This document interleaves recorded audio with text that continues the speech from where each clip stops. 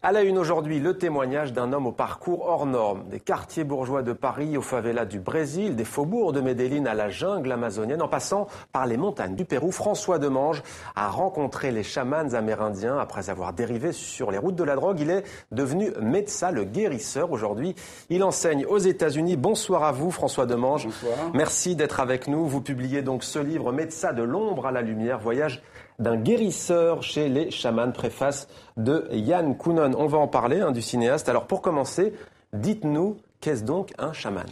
Le mot chaman déjà est un petit peu hors contexte puisqu'il vient d'une tribu Tungus de la Mongolie. Traditionnellement, ce sont des gens qui utilisent le chant et le tambour pour entrer dans une transe, donc pour communiquer un petit peu avec un monde spirituel et ramener des informations pour leurs patients ou les gens qui viennent demander de l'aide. En l'occurrence, il s'est vulgarisé aujourd'hui dans notre société, donc tout ce qui touche un petit peu à la spiritualité, aux hommes médecines, on les appelle un peu des chamans. C'est comme ça qu'on m'a nommé, puisque moi j'ai été plongé dans l'Amazonie péruvienne pendant 10 ans. J'ai passé 15 ans au Pérou. Et donc j'ai suivi les enseignements des indigènes Shipibo, Quechua Lamista, Aguaruna. Et j'ai eu la chance de participer à leurs cérémonies, d'être un petit peu adopté, pris en main par leurs connaissances. Et puis après, j'ai suivi un cursus académique en faisant une maîtrise d'anthropologie, essayant de faire de la recherche, de lier la pratique aux livres et à la science. Ouais. Et mes voyages m'ont amené aux États-Unis. J'ai fait des rencontres avec les Indiens Lakota Sioux, un peu tous les Indiens qu'on voit dans le film Danse avec les loups et tous ces rituels-là. Et j'ai suivi aussi ces enseignements. Donc voilà. Comment vous ont-ils accepté, les Amérindiens ? Alors, c'est très difficile d'être un homme blanc, d'arriver au Pérou. Il y a une grande gentillesse, une grande ouverture du cœur, mais le savoir ne se partage pas tout de suite comme ça. Il faut faire ses preuves, il faut vraiment être décidé. Petit à petit, on lie une amitié. Moi, j'avais eu la chance de voyager beaucoup au Brésil et en Colombie, donc je parlais couramment espagnol. J'avais une facilité à m'adapter un petit peu à la culture locale. Et à l'époque, il y a une vingtaine d'années, ils étaient beaucoup plus ouverts et il y avait beaucoup moins d'intérêt sur ce type de médecine traditionnelle autour d'une plante, en l'occurrence l'ayahuasca, qui est un breuvage psychoactif qui permet une certaine transe. Et ce sont juste les chamans, traditionnellement, qui les utilisent. Donc moi, j'étais venu un petit peu avec ce désir, cette illusion, je dirais, du voyage.